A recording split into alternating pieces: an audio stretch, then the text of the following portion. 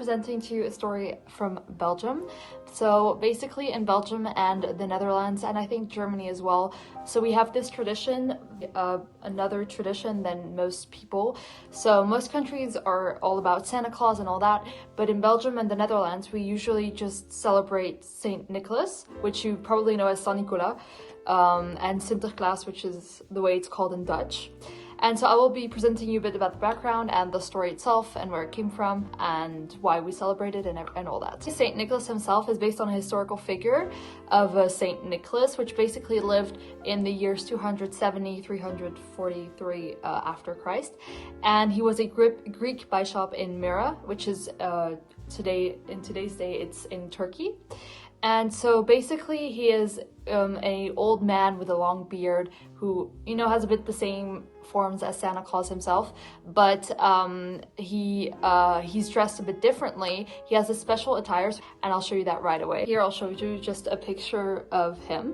So this is him. So as you can see, he's dressed a bit more formally, and he has a special attire that he always wears. So he wears a long red cape, as you can see, a bishop's alb, and sometimes a red stole.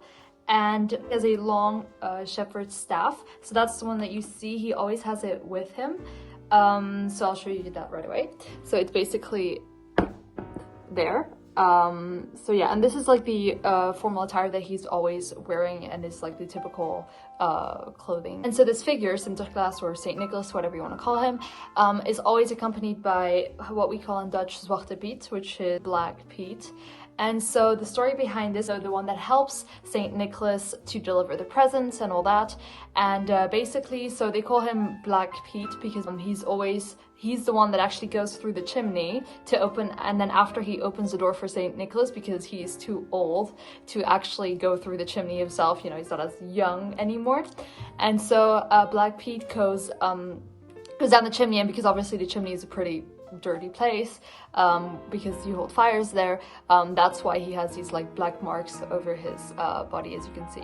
So in Belgium there are some other figures that are also important in this kind of stories, because in Belgium we have a lot of different movies and TV series actually, which personally I used to watch as a kid, and a lot of kids who like grew up with these and watched them, and so they had all these different little stories about them, which we would watch in preparation every year for Saint Nicholas. So the first time it was introduced was already in the Middle Ages, and this feast was an occasion actually for the poor to help them by putting money in their shoes.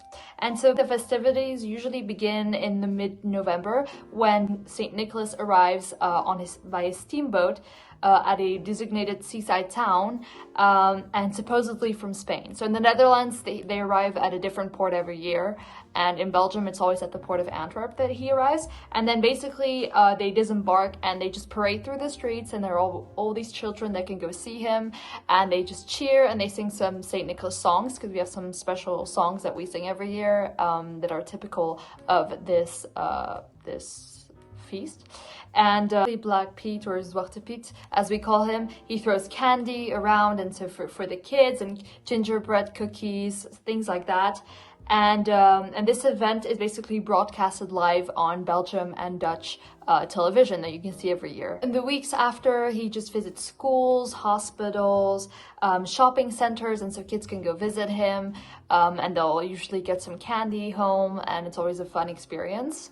So he parades through the streets with his white horse, which in Dutch it's called slecht weer vandaag, and that means bad weather today. I don't really know why, but it's pretty funny to me.